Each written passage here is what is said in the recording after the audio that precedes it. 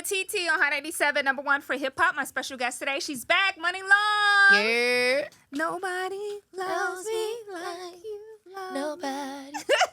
Girl, I played that song at least 6 times in a row in the gym this morning. Oh, in the gym? In the gym. A lot of people say they work out to it. I'm like, how? It's a ballad. So what happens is when I did the elliptical this morning, so when a hook comes in, it's just like I go low. And then I hit the squats, and then I come back up with the twirl. You know what? We would have to have an R&B cycle class.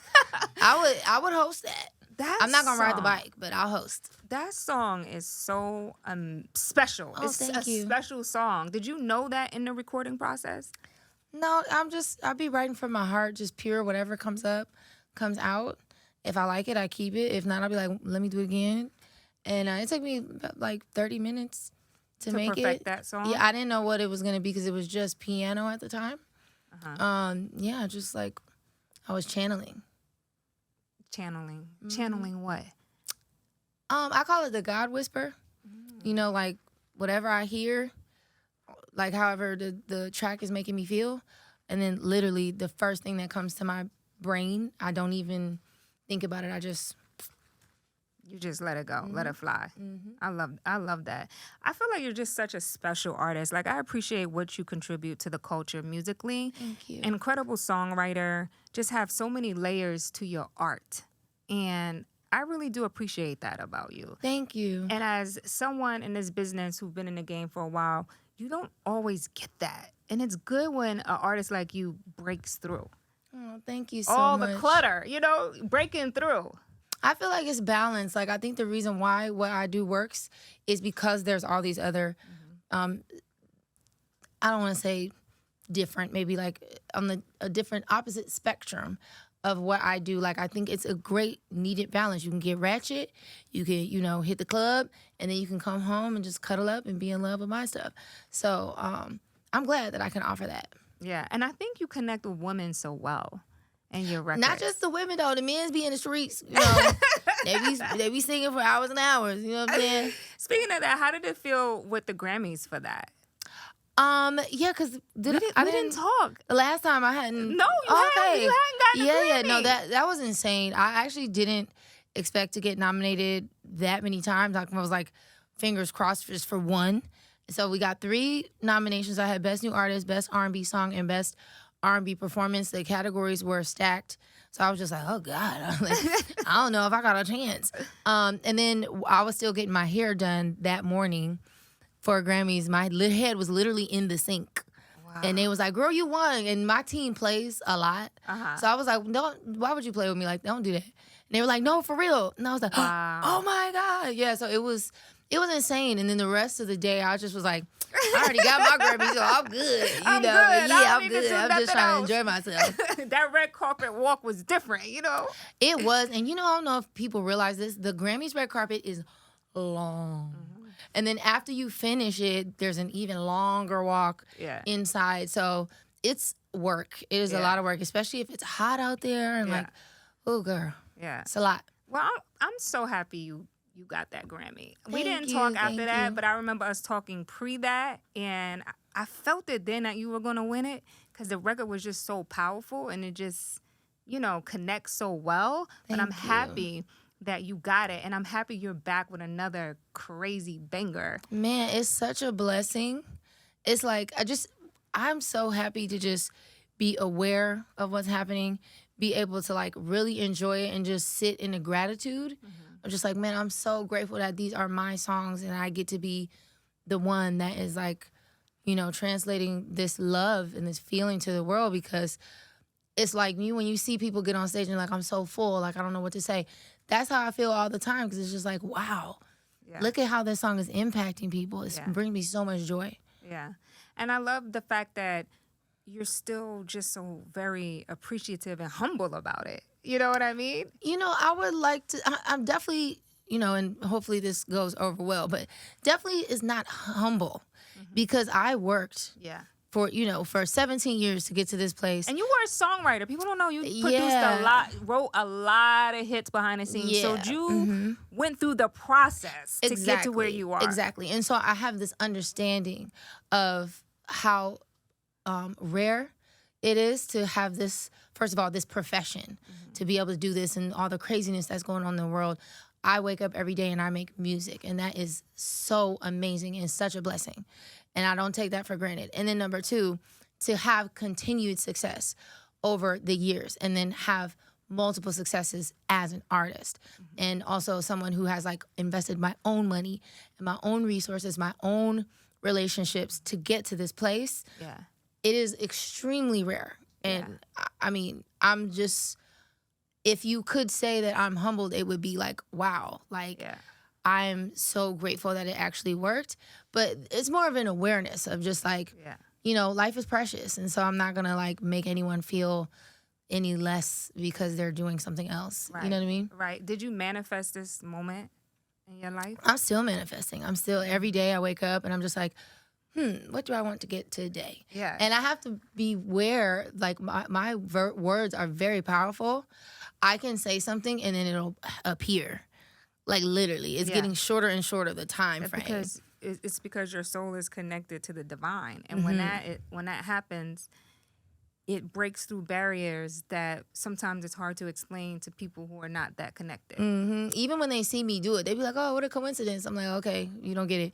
It's okay. But I have to make sure like I don't talk bad about my health, no matter how I'm feeling. I can't talk bad about like, oh, I can't afford that. We got to only talk about what we want because I get what I say. Yeah, because you believe it. And that's the first thing. And you know that you deserve it. That's the second thing, right? Because we could say what we want, but do we believe it and do we think we're worthy enough for it? Also, do we know that we can handle it when it comes? Hello. Because that's the other thing, too. Sometimes I had to check myself on this the other day, is that, you know, complaining about, like, why they doing that? It's like, this is what comes with what you asked for, you know, and you just have to be gracious through it all and say thank you and remain grateful and remain in your gratitude and understand this is what comes with the level that you have requested. So do you really want it, or were you just saying that? Right. You know? And the fact that you understand that is amazing. It took me a while. It took me a while to get here. Yeah. What did you have to bump your heads a few times before you got to that part? Oh God. 17 years, you're going to get knocked upside the head a few times. But I think it's like having the right people around you to remind you. I have a great team, great management now. It's like reminding me, like, stay focused. Like, that stuff don't matter. Let us get that for you. We got you. Yeah, and trusting. Yeah, because I think a lot of that stuff comes from fear and, like, survival and, like, always having to be in survival mode, worrying about somebody trying to take something from you or how you going to protect yourself because people will try to take things from you. People will lie, you know, try to manipulate you to have their way. And so you just have to have, like, compassion for those people and stick your team on them and let your team handle that. And you just stay, you know, in your grace. Because survival mode is a real thing, man. That can keep people stuck and complacent when they're always trying to stay in survival mode. Always fighting, always mad, always, you know, everybody's out to get me. I'm not going to lie. I was there for a long time. And it took me, you know, it was like even when you get success, then sometimes it creeps back in like, well, what if I lose it all? Like, you know what I'm saying? Yeah. And just people in your ear and just like you really have to. Do it this way. Do it that way. You really have to know yourself. Yeah. Have to. Yeah. So I spoke to the iconic, the legendary Charlie Wilson a few weeks back, and we spoke about you, and he spoke so highly of you. Not Uncle Charlie. Yes, Uncle Charlie, last name Wilson. I asked Uncle Charlie about, you know, R&B today and about, you know, you and the other girls who are, you know, singing and killing it and doing your thing, and he spoke so highly of you. Oh, well, how does that make you feel to know that legends like that are like understanding your music? First of all, incredible songwriter too, as well. Yeah. Wasn't he writing all those songs for his band? He was writing it. He was writing some of them, and some of them were given to him. But one thing I did learn about him through the interview was... The Gap Band, right? Yeah, the Gap Band. But what I learned about him is that he wouldn't accept any records that had melodies to them. He created the own melody. So when you go do-do-do-do-do, when he does that shoo-ba-doo-doo and all of that stuff, like he was the one. I mean, I've heard a rumor that Whitney got some of her runs from him. Probably. Or did he get hers? I don't know. I don't know. But you know that little that little thing they be doing. Listen, that he's cooler than the other side of the pillow. That is just so amazing. Hey, Uncle Charlie. How you doing? He's amazing. You have this one song that I wanted to ask you about that I love so much. It is called Pain. That song is like every girl's breakup theme song. I just sent that to my girl like 2 weeks ago. She's going through it with her man. I'm like, girl, listen to this. Yes. I had somebody, and it's been a while now, so she won't get in trouble, but I checked into this hotel in Chicago, and the housekeeper was like crying. And she was like, I just have to tell you, like, I just went through a divorce and you really helped me, your song Pain. And I was like, oh my God, like, you know my music? Because I think she was like from Venezuela. Yeah. I was like, how do you even know my song? It's so crazy. But I've had a lot of people tell me that like, that's exactly how they feel. It's like, you did me dirty and it's going to come back to you. And I hope you feel it. I hope you cry like I did. Yeah, I hope you feel all that pain. Mm-hmm. Because that karma will rain down on you eventually. Eventually, it's going to come. When you were in that studio recording that record, what was that like for you? Was it releasing something, or was it you tapping into how women feel? Honestly, I tried to write on top of what the music is doing, how the music makes me feel. So I literally just sit there and be like, okay, how does this make me feel? And then I channel. And whatever comes up goes on the mic. If I like it, great. And then on the hook, I was just really being silly, to be honest. Because you know how I'm singing it. Yeah. Does there pain? Does there pain? Just like, oh, this is giving me Jodeci. Yeah. And my friend at the time who was with me, his name is Bo. He's still my friend, but at the time, he was like, oh, that's hot. You should do that. You need to finish that. I was like, really? So I actually ended up coming back to it because I just kind of like did like a verse freestyle and a couple, I don't be thinking when I'm writing. I just kind of maybe that's good. I don't know. I'll come back to it. And yeah, that's how that song came. I was just being silly. That record is amazing. Thank you. Tell me about you and Jermaine Dupri's history with each other. Funny. Should I tell the whole story? Yeah, okay. So Jermaine's going to love this. So I have been begging. I was signed to Capitol Records in 2008, and I was there for a few years when I first came in the game. And at the time, I had the president of the label, Dan McCarroll, and he was trying to, get my music out and trying to get me with people. And he had asked B. Cox and Jermaine to work with me. Several times we tried to get in the studio. Wow. It didn't happen. I showed up to the studio. They didn't come. I came to Atlanta to work with JD, but he wanted to meet me first. Wow. So I was in the studio. I'm doing this fake Jamaican accent.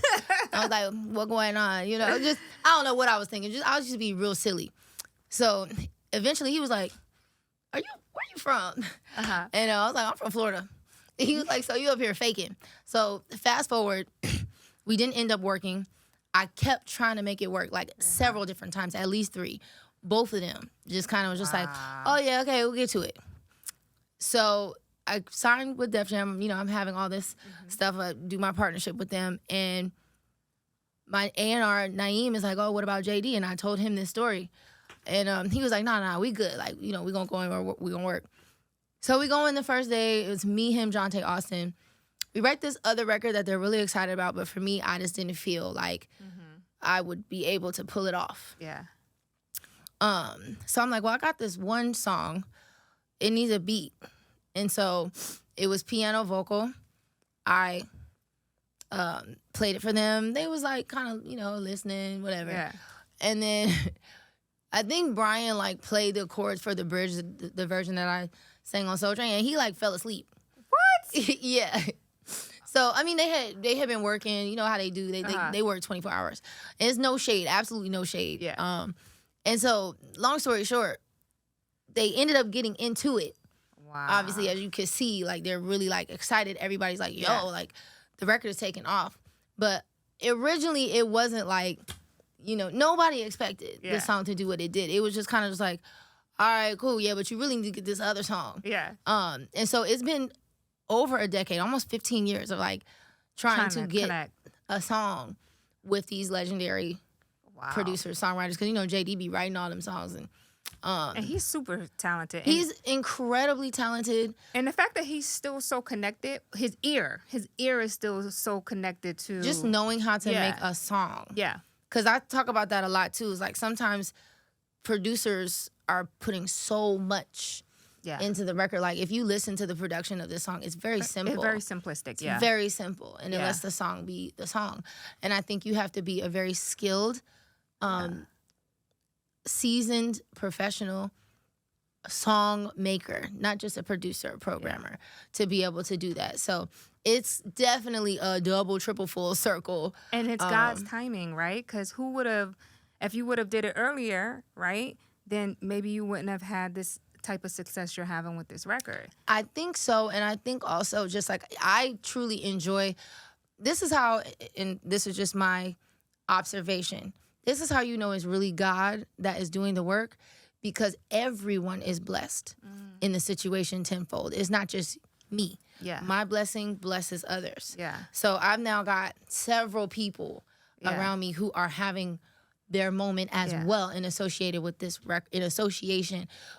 record. The producer that started it with me, Jordan XL, this is his first big placement. Wow. So now he's got a #1 gold record, like all this stuff. And so that's how you know that it's bigger than you, and it's really God is in it. Yeah. And I think it's really enjoyable for me to just sit back and watch everybody like just be mind blown and have an amazing, time in this moment. Yeah. And to see like so many people on TikTok, and even though like now with the UMG thing, I know it's impacting the record, but you have people now that are singing it. They be in the gyms, in the clubs, and everywhere, just chanting this record. I just did a TV thing earlier, and the whole audience is like doing the challenge. Shout out to Blue Pajama Girl. Yeah. Her name is Marie. She's amazing. And then also Ruben J. He started the little trend, like walking, making fun of my Soul Train performance. So that, I mean, we talked about going viral earlier. It's like when it is organic, and like I refuse to do things like gimmicky. They be trying to get me to do. I be like, I'm not doing that. Yeah. I want people to resonate with it because that's what they like. And this is the result, right? You don't have to coax people to do it. They just, the song come on, they be like, nobody knows me. It's just so much more fulfilling, gratifying. It was like, walking down the street and hearing somebody listening to it, or having somebody be like, oh my God, you singing, that's going to be stuck in my head. Like, it just becomes a part of the culture, which is that's what I want. Which has way more longevity when you just let things go organic. Yep. Because you'll be in the game 20, like you already 17 years in, and you're hitting, I would say, I don't know if you agree, this, like your peak, you probably don't even feel you're at your peak yet. You probably feel like you got a lot more to go. I don't. And that's the funny part, is like, I have so much music, so much great music, and so many ideas, so many performances, looks, like video, like we are literally just getting started. These are the baby stages. And like, I didn't think that I would have another moment as big as Hours and Hours, and then this one is bigger. Yeah. And so it's like, I think someday we will look back at this and be like, wow, like that's not even nothing compared to what we've been able to build. And I really believe that. And so people might be looking at me like I'm a little cuckoo, like, girl, relax, you're Delulu. I'm like, hey, my Delulu is true Lulu. Okay? I love it. So let's talk about album. She's finished. Okay. We in the final stages. I'm getting ready to like do content and videos and visualizers and pictures and all that good stuff. I'm so excited. It's just great R&B. I was listening to it last night in comparison to my old releases as Muni Long. And I'm like, wow, the mixes are better. That's what you should do as an artist. You should evolve and grow. And I'm like really proud of it. It's really good. In my opinion, hopefully y'all like it. If not, I don't care. I did a good job. We worked hard on it. Yeah. Is Jermaine producing anything else on the album? I believe we do have him trying some stuff. Hopefully it works out. And then we have Tricky Stewart executive producing. Oh, nice. I did some Tricky stuff. Touched something. Yeah, no, he's put together the whole thing. I have a song with The Dream. I was just about to say, The Dream and Tricky are my two favorite producers ever. The Dream and T. Ron Thomas, he just won Grammy for Songwriter of the Year. And this is actually my first time taking songs that I did not start, I did not write, the bulk of. I kind of just like tweaked some things and made it my own. But I actually like, when you have people around you who are really passionate about what they're doing for you, there's this trust, right? And there's this like freedom of like, sure, like what do you think I should be saying? What do you think I should be? Right. And I know like much respect to all the artists who have allowed me to do that for them throughout the years, because now that I'm in that seat, it can be very like nerve-wracking. I'm just like, you know, I don't know. just taking songs from other people and being able to get into it and like really sell it. It's not easy. Yeah. You know, just because they're not writing the songs does not mean they aren't really hits. like interpreting them as an artist. Yeah. So shout out to y'all for taking my songs on these. Appreciate it. Well, listen, I could sit here and talk to you all day, but one of my hopes for you is that you're finding balance in all of this. Yeah. I think what I have learned to do most of all these days is rest. Like really rest. You know, don't be on the phone. Yeah. Don't be I'll put the like little, I go on YouTube and put the little fireplace up, and it's just so relaxing. I don't even watch TV no more.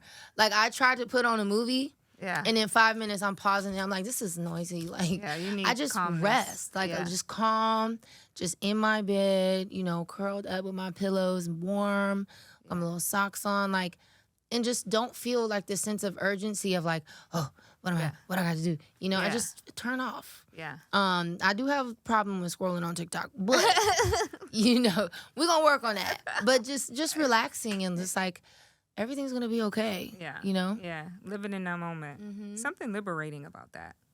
It's just, I'm finally out of survival mode. I'm finally just like, you have earned this. Just take a deep breath and enjoy it. Yeah. Well, good for you. I'm so happy you're in this space. And you know you always got a home here whenever you want to come back. Whenever I come back to cold New York, girl. I know, it's cold, right? Y'all free trying to turn me into a fudge sickle.